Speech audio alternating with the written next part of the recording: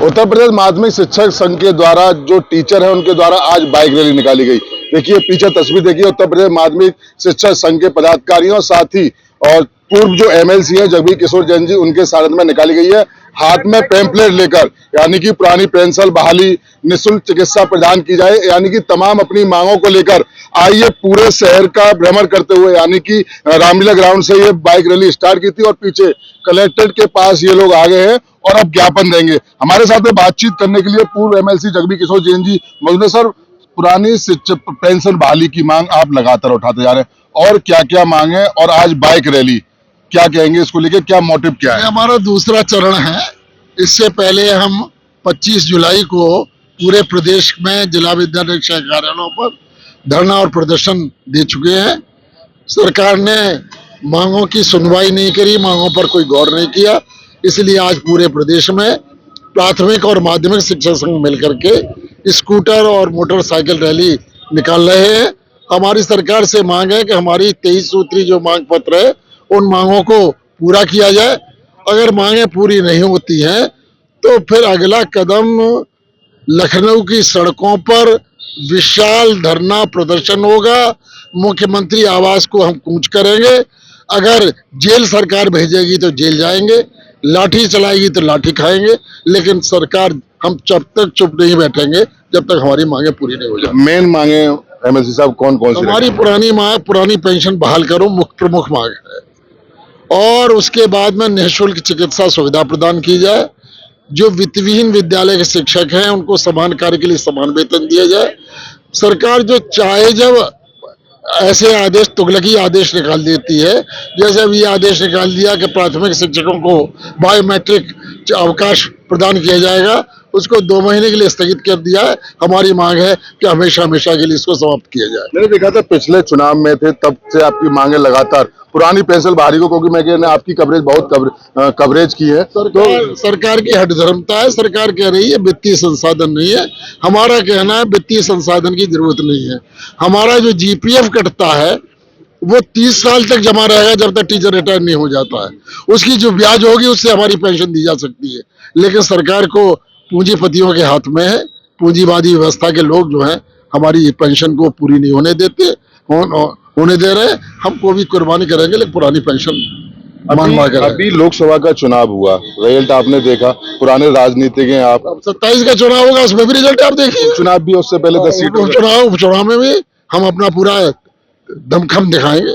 किस तरीके का दमखम दिखाया जाए? दमखम दिखाएंगे कि सरकार अगर वही देश में राज्य करेगा जो पुरानी पेंशन बहाल करेगा तो हम विरोध करिएगा। राज्य बिल्कुल बुरा पक्का विरोध करेगा।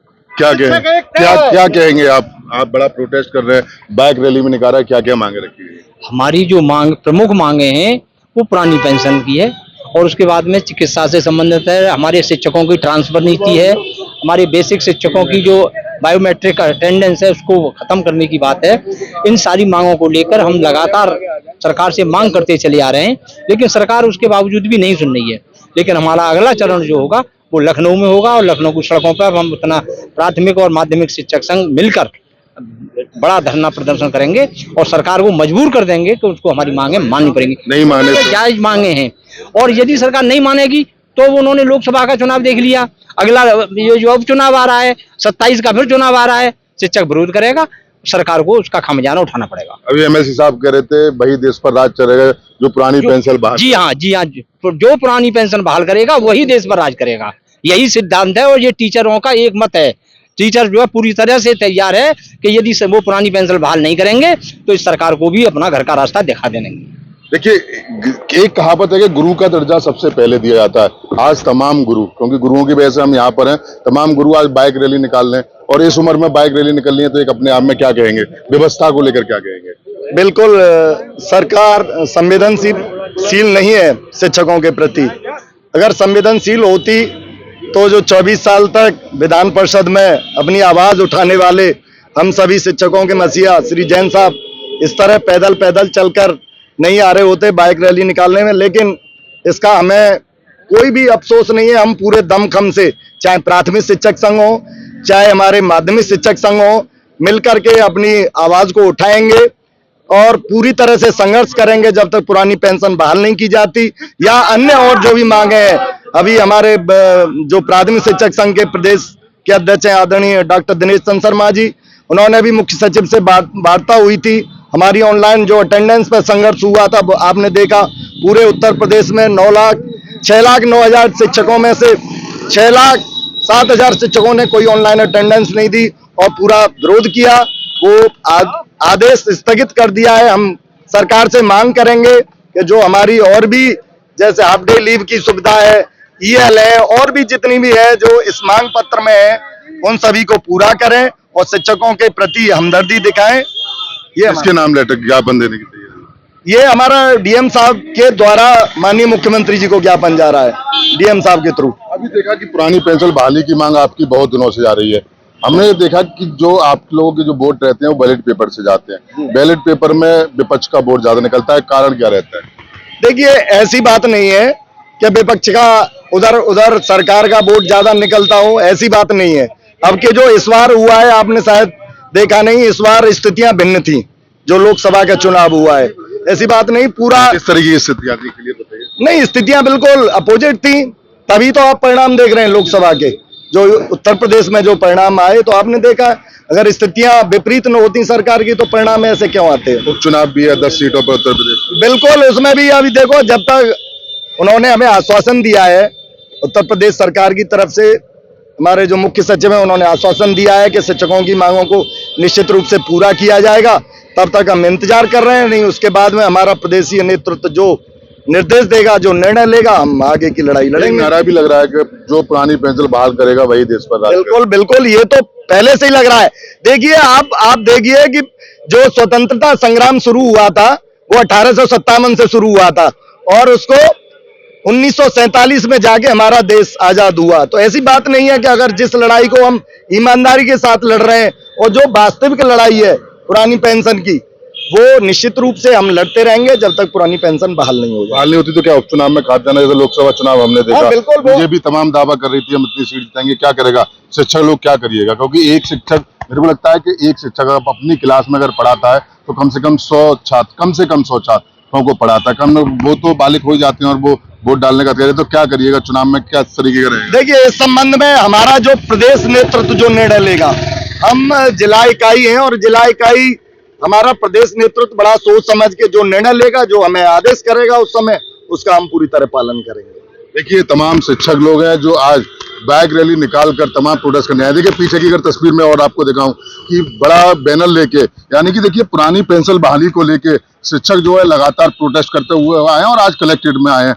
बाइक रैली लोगों ने आज निकाली है, कारण यही है कि इनकी प्रमुख मांग है वित्तविहीन को लेकर, माध्यमिक शिक्षक संघ और प्राथमिक शिक्षक संघ को लेकर तमाम ये लोग आए हैं और आज ज्ञापन इन्होंने DM को देने के लिए, पूरा DM कार्यालय है, हाथ में बैनर भी है।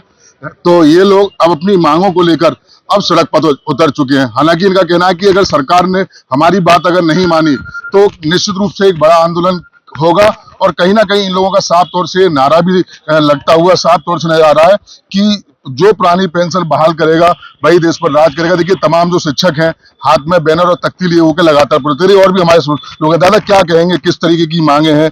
और आज आप कलेक्ट्रेट भी आए हैं, बाइक पे, वो भी बाइक रैली निकालिए, क्या कहिएगा? हम लोगों को सबसे इम्पोर्टेंट जो मांग है वो पुरानी पेंशन है। हम लोग बहुत दिनों से इसका सरकार से अपना बता रहे हैं, लेकिन सरकार इतनी जिद पर अड़ी हुई है, वो हमारी पेंशन बहाल नहीं कर रही है।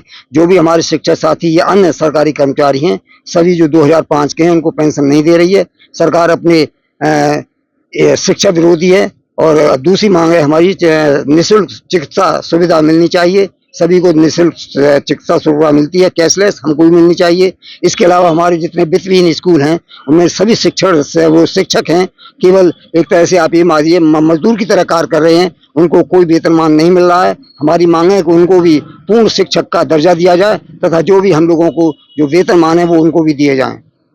क्या कहिएगा, बड़ी तादाद में आप लोग आए हैं, आज रैली निकाली है आपने, बाइक रैली निकाली है, अगला कदम क्या रहने वाला है अगर आपकी मांगे नहीं मानी गई तो?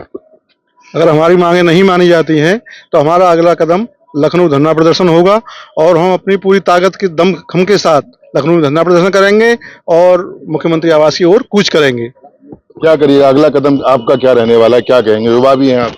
देखिए, वैसे हमारे यहाँ बता रहे हैं कि हम ब्रिटेन को पछाड़ के अर्थव्यवस्था में 5वें नंबर पे आ गए हैं। आप एक बात बताइए, जब हमारी अर्थव्यवस्था इतनी अच्छी भी नहीं थी तब भी सभी लोगों को पुरानी पेंशन आराम से मिल रही थी, कोई देश में ऐसी परेशानी नहीं थी। अब हम अर्थव्यवस्था भी हमारी अच्छी हो रही है, आदरणीय प्रधानमंत्री जी रूस और यूक्रेन का युद्ध भी रोक देते हैं, तो क्या इन छोटी सी जो हम कर्मचारी हैं हमारी एक मांग पूरी नहीं हो सकती? पुरानी पेंशन के क्या हम हकदार नहीं है? क्या हमें ये अधिकार नहीं है कि हम पुरानी पेंशन ले सकें? जो व्यक्ति 30 साल 35 साल अपना पूरा जीवन लगभग दे के जाता है, और यदि आप विधायकों, सांसदों या किसी और को देखें, वो एक दिन का भी बनता है या 7 बार बनता है, 7 बार पेंशन। अगर इनका कोई पैसा बढ़ता है, इनकी अगर सैलरी बढ़ती है तो 1 सेकंड में पक्ष विपक्ष सभी थपथपा कर उनका सैलरी बढ़ जाती है। अगर हमारा 3% डीए भी बढ़ता है तो कहते हैं कि सरकार पर अतिरिक्त बोझ पड़ा है। तो इस तरह की जो ये बातें हैं सरकार की, बिल्कुल क्या करिएगा अगला कदम? अगला कदम ये है कि हमारा जो प्रदेश संगठन है वो जो भी आदेश करेगा, अगर वो कहेंगे लखनऊ गिरना है तो हम लखनऊ गिरेंगे, अगर वो और इससे भी आगे कहेंगे जेल जाना हो जेल जाएंगे, लेकिन हम पुरानी पेंशन लेके रहेंगे। और जितना भी हम सब युवाओं में हम में दम है पूरा लगाएंगे, चाहे हमें जेल जाना पड़े या और कुछ करना पड़े। अब हम पूरी तरह तैयार हैं। देखिए ये तमाम शिक्षक हैं, देखिए तस्वीर मैं आपको दिखाऊं, माध्यमिक शिक्षक संघ के और प्राथमिक शिक्षक संघ के तत्वाधान में ये पूरी रैली निकली, यानी कि आज बाइक रैली इन्होंने निकाली गई है।